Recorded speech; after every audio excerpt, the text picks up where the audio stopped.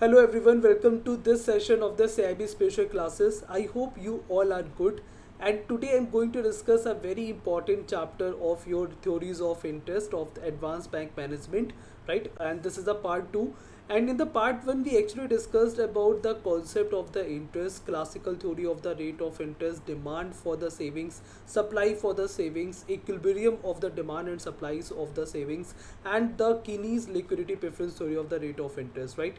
So these all topics I covered in a very simplest, in a very easy way, right? And today I'm going to discuss about the remaining topics of this chapter, and some topic we are going to cover in this session, and some topics, whatever the remaining topics we will discuss in the part 3 of this chapter. Okay, so let's start. So I'm just going to start the session now. Just a minute. Okay. So again, what we have to understand the determination of the rate of interest, right? So बहुत ही simplest way में मैं एक एक चीज़ understand करवाने वाला हूँ. So what you have to do, you have to just note down. If you finding anything is important, just quickly write down that. Okay. So after that, I'm just going to just cover this determination of the rate of interest. So just understand कि मैं जब बात करता हूँ Keynes की, right? सो Keynes ने क्या किया था, कीन्स का हमने क्या पढ़ा था, कीन्स के अबाउट पढ़ा था कि कीन्स ने जो liquidity preference theory of the rate of interest बताया था वो हमने प्रीवियस सेशन में पढ़ा था इसके. सो यहाँ पे हम ये अंडरस्टैंड करेंगे कि determination of the rate of interest, कि रेट ऑफ इंटरेस्ट को हम किस तरह से डिटरमाइन करते हैं. Okay, and while we when we talk about determination of the rate of interest, and this is the equilibrium in money market. Just a minute. This is you can understand this is a equilibrium in money market. Okay, so now understand a very important thing. According to Keynes, rate of interest is determined by the demand for money and supply for the money. जब भी हम बात करेंगे Keynes की, तो हमें सिर्फ दो चीज़ों को अंडरस्टैंड करना है. एक चीज़ हमारी क्या है, एक चीज़ है हमारी that is demand for money, एक चीज़ है डिमांड फॉर मनी, और एक चीज़ है that is supply of money. And अगर ये दो चीज़ें समझ में आ गई तो हमें इस चैप्टर में कोई प्रॉब्लम नहीं होने वाली है. Okay, as you all know that this chapter name is theories of interest, right? So understand. अब हम जब बात करेंगे कि कीन्स के अकॉर्डिंग जो रेट ऑफ इंटरेस्ट है वो इन दो चीज़ों से डिटरमाइन किया जा सकता है, that is demand for money and supply for money. Now understand कि कीन्स के अकॉर्डिंग डिमांड फॉर मनी को हम एक और नाम से जानते हैं, that is known as a liquidity preference. Okay, so now because अभी हम कर्व अंडरस्टैंड करने वाले हैं, तो डिमांड फॉर मनी को हम किस कर्व से अंडरस्टैंड करेंगे, that is LP curve. Okay, so demand for money is known as a liquidity preference curve, and supply of money we will understand as a money supply curve. Okay, I hope this thing is clear to everyone. Now, when we talk about that how we can determine the rate of interest, you can understand कि जब भी हम बात करते हैं, अगर हम अपनी इंडिया की बात करते हैं, तो यू कैन अंडरस्टैंड कि supply of money, that means जो भी मनी की सप्लाई है उसको रेगुलेट कौन करता है. You can understand supply of money is always regulate or is always fixed by the monetary authority. Okay, so जब भी हम बात करेंगे कि supply of money is actually fixed by the monetary authority. Okay, so monetary authority of the country. So for example, अगर मैं book के example ले लेता हूँ, आपकी मैकमिलन बुक अगर मैं एक एग्जाम्पल लेता हूँ, सो now you can understand suppose that कि अगर मैं एक कर्व यहाँ पे ड्रॉ कर रहा हूँ. ओके, सो ये एक कर्व है. Okay, and this is this Y axis, this y-axis is representing rate of interest, and this x-axis is representing that is a quantity of money, right? So this x-axis or this horizontal axis is representing the quantity of the money. Okay, so now understand, for example, if I'm just talking about कि supply, जो money की supply है. okay, ये जो भी हम datas लिख रहे हैं वो करोड्स में लिख रहे हैं. So suppose 200 crore is fix by the monetary authority. Okay, is fix by the monetary authority of the country. So now you can understand मैंने क्या बोला कि रेट ऑफ इंटरेस्ट जो होता है वो दो चीज़ों से डिटरमाइन किया जाता है अकॉर्डिंग टू कीन्स. जब हम बात करेंगे according to Keynes, rate of interest is determined by the two components, that is demand for money and the supply of money. Now understand, जैसा कि मैंने पहले लेक्चर से बताया है कि जब भी हम डिमांड की बात करते हैं, ओके, सो डिमांड कर्व हम कैसे बनाते हैं और सप्लाई कर्व कैसे बनाते हैं। जैसे जैसे रेट ऑफ इंटरेस्ट कम होता जाता है, जैसे जैसे रेट ऑफ इंटरेस्ट कम होता जाता है, वैसे वैसे डिमांड क्या होती जाती है, हमारी डिमांड ऑफ फॉर मनी बढ़ती जाती है। Now you can understand, suppose it for example I am just taking here, suppose that just understand here, for example मैं डिमांड कर्व बनाना है, यहाँ पे एक रेट ऑफ इंटरेस्ट 5 लिखा है, यहाँ पे 10 लिखा है, यहाँ 15 लिखा है, यहाँ पे 100, यहाँ पे 200, यहाँ पे 300 for example. So now you can understand what I am saying that demand for money, like whenever जब भी हम डिमांड कर्व की बात करेंगे या फिर लिक्विडिटी प्रेफरेंस कर्व की बात करेंगे, यू कैन अंडरस्टैंड जैसे जैसे डिमांड, जैसे जैसे रेट ऑफ इंटरेस्ट कम होगा, हमारा जो डिमांड फॉर मनी है वो बढ़ता जाएगा। ये सही से आया नहीं, just a minute, suppose that यहाँ पे 100 करोड़ है, okay, so now you can understand, just a minute, okay, so now understand कि जैसे कि ये हमारा 100 करोड़ है, right, so you can understand कि अगर ये हमारा एक डिमांड कर्व है, सो you can understand for the 15 rate of interest, अगर 15% रेट ऑफ इंटरेस्ट है तो वहाँ पे हमारी डिमांड कहाँ पे मीट हो रही, दैट इज 100, ओके। अब ये मैं 10 की बात करूँगा तो कहाँ पे मीट हो रही, दैट इज 200।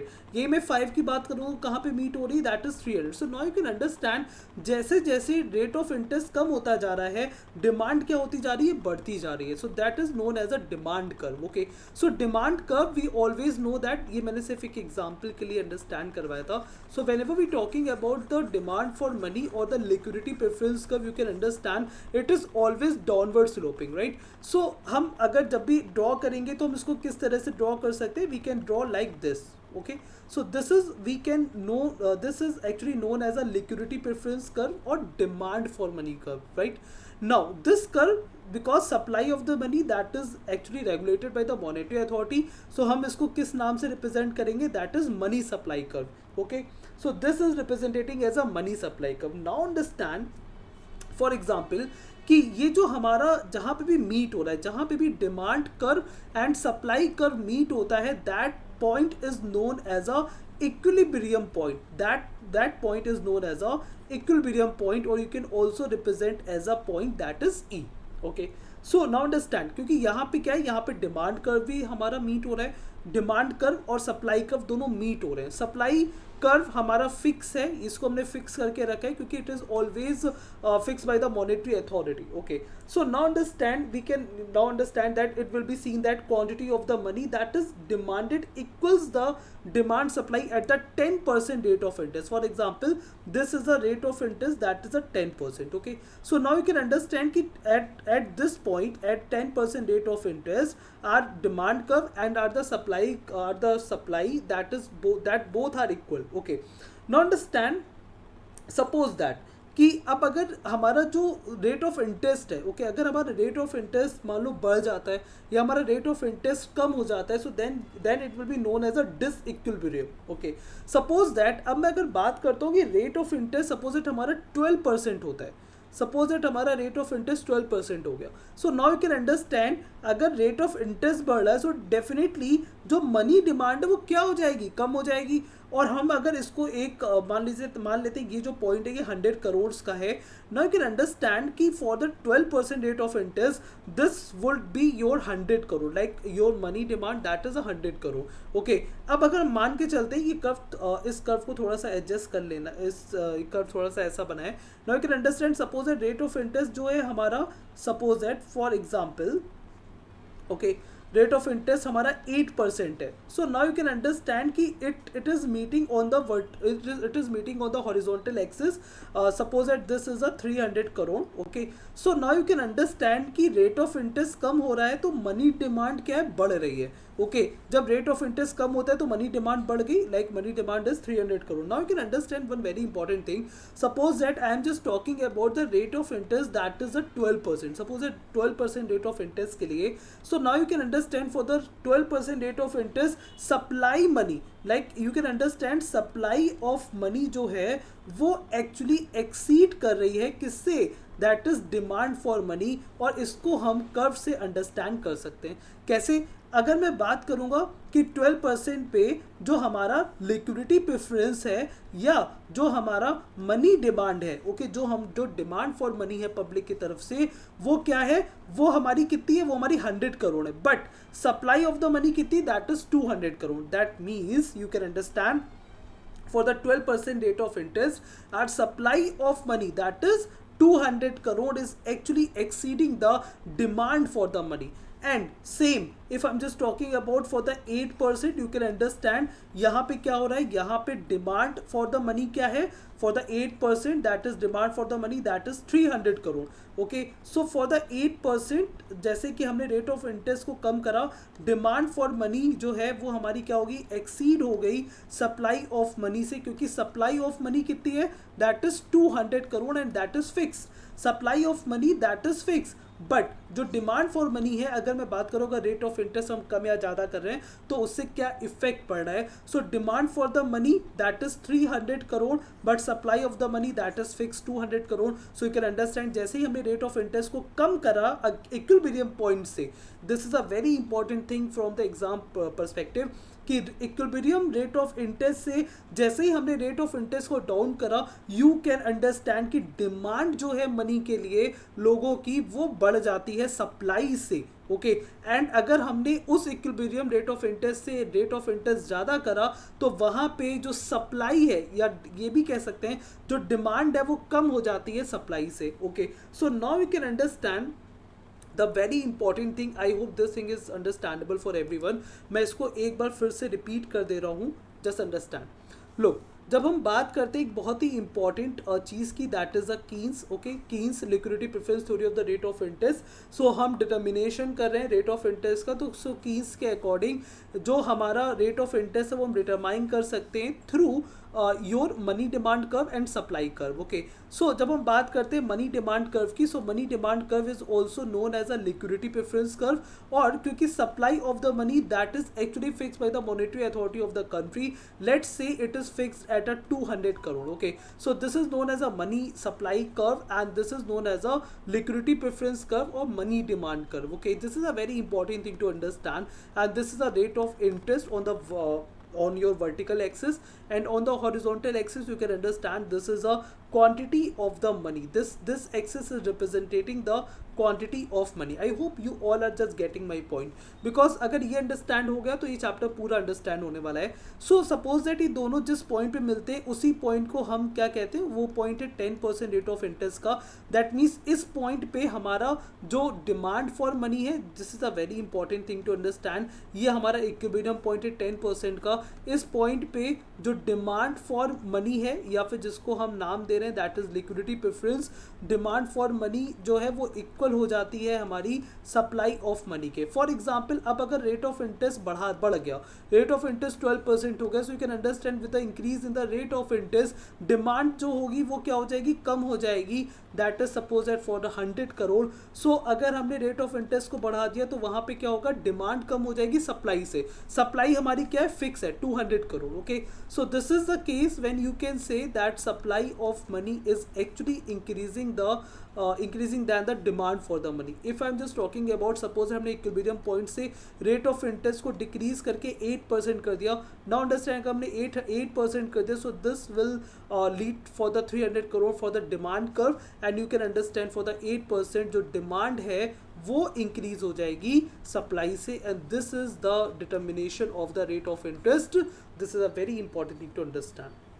ओके, अब इसको वापस ही इक्विलिब्रियम में कैसे आएगा, you can understand as a reaction of this people will sell bonds to obtain money. जब भी हम क्या कहते हैं कि जहाँ पे हम बात करते हैं कि अब क्या है, अब as a reaction of this, क्योंकि रेट ऑफ इंटरेस्ट अगर 8% हो गया, so there will be the excess demand for the money. So जब डिमांड बढ़ जाती है, जब मनी की डिमांड बढ़ जाएगी, सो यू कैन अंडरस्टैंड कि जो भी लोगों के पास बॉन्ड्स होंगे, लोग बॉन्ड्स भी सेल करना शुरू कर देंगे, क्योंकि डिमांड क्या है, बढ़ गई है. Okay, and bonds like people will sell bonds to obtain money, so in this case bond price is going to fall.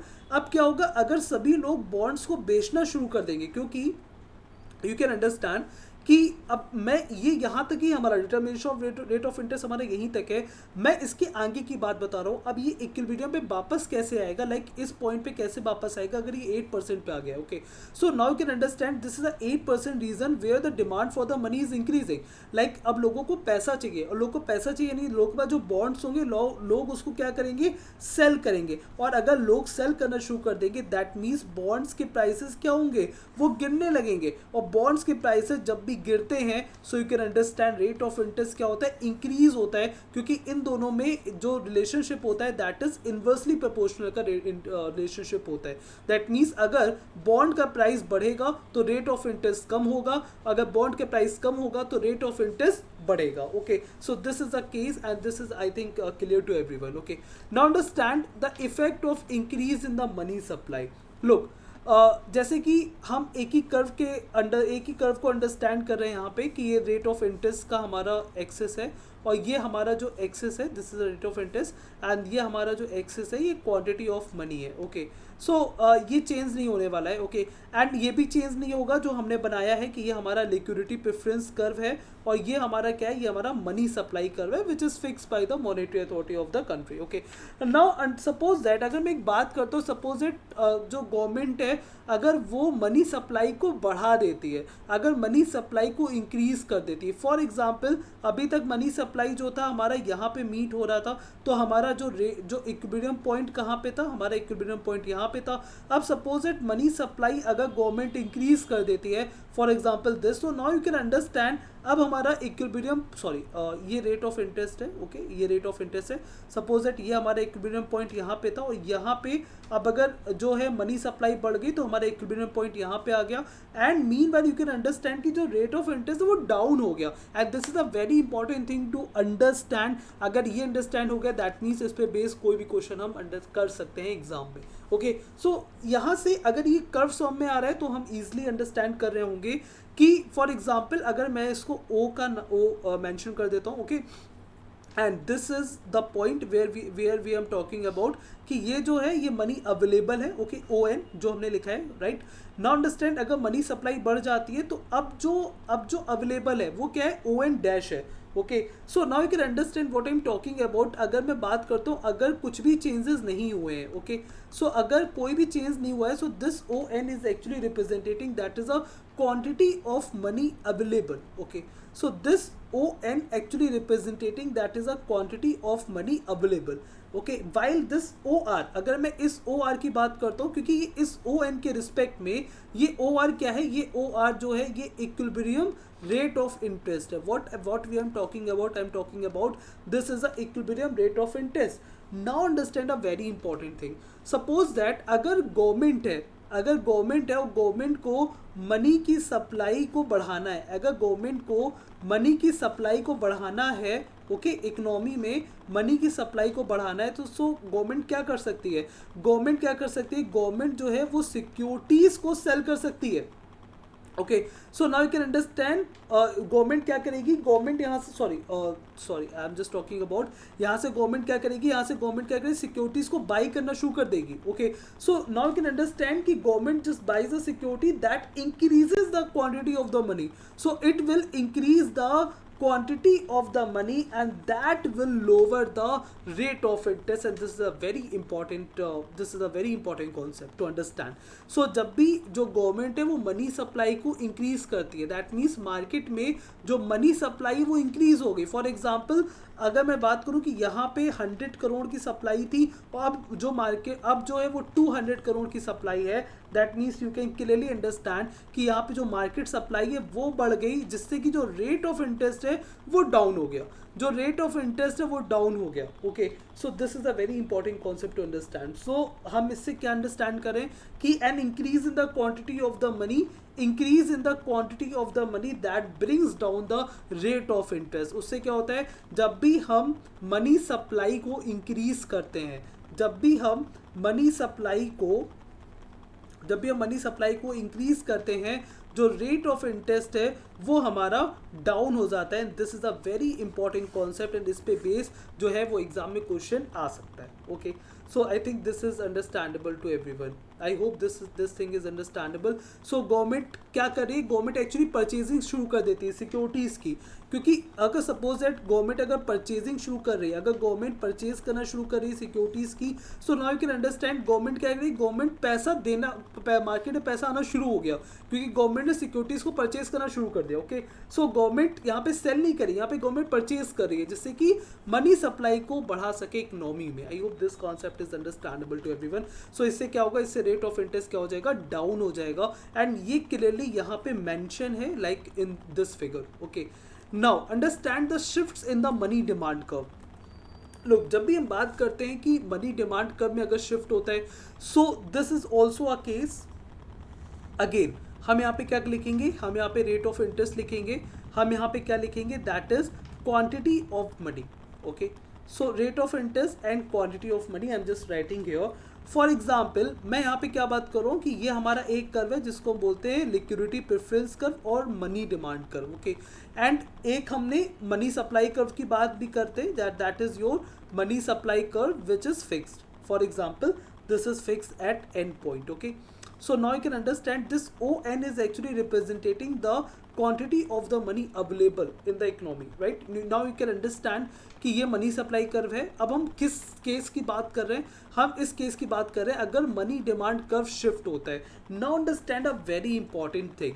Look, the position of the money demand curve, जब भी हम एक कर्व की बात कर रहे हैं that is your money demand curve, you always understand money demand curve is also known as a Keynes Keynes actually called this curve as a liquidity preference curve. Okay, so Keynes called this curve as a liquidity preference curve. Okay, so Keynes actually called this curve as a liquidity preference curve or LP curve. Okay, so it actually increases, or you can understand कि money demand curve actually depends upon two factor. The very first factor कि look, money के लिए demand कब बढ़ेगी लोगों में, अगर लोगों को पैसा, money demand curve what it representing कि जो लोग हैं वो डिमांड कब करेंगे पैसे के लिए, लोग डिमांड कब करेंगे पैसे के लिए, जैसे जब लोग डिमांड जब करना, या फिर यू कैन ऑल्सो अंडरस्टैंड कि मार्केट में डिमांड कब इंक्रीज होगी, जब लोगों की इनकम जो है, जब लोगों की इनकम क्या है इंक्रीज हो जाएगी तब मार्केट में मनी की डिमांड बढ़ेगी. ओके, तब मार्केट में डिमांड इंक्रीज होगी. Second is the case that is the expectation about the changes in the bond price.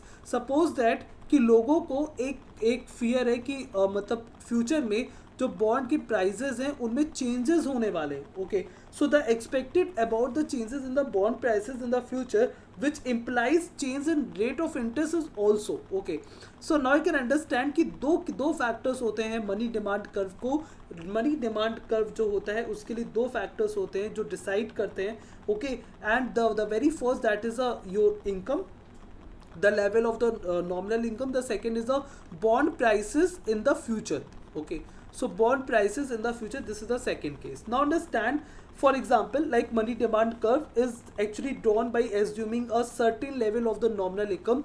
तो हमने एक certain level of the nominal income पे, like हमारी suppose certain level of the nominal income पे मैंने जो liquidity preference curve और एक supply जो money supply curve है उसको draw कर लिया. Okay, so with the increase in the nominal income, suppose that अब अगर income increase हो जाती है, so अगर income increase हो रही, that means money demand for the transaction increases, like it is causing and the upward shift in the money demand curve. So अगर जो income है वो increase हो रही है तो ये क्या करेगा, ये इस कर्व को शिफ्ट कर देगा. ये क्या करेगा, ये जो मनी डिमांड कर्व है ये इस मनी डिमांड कर्व को क्या कर देगा, अपवर्ड शिफ्ट कर देगा. And this I am just representing as a liquidity preference 2.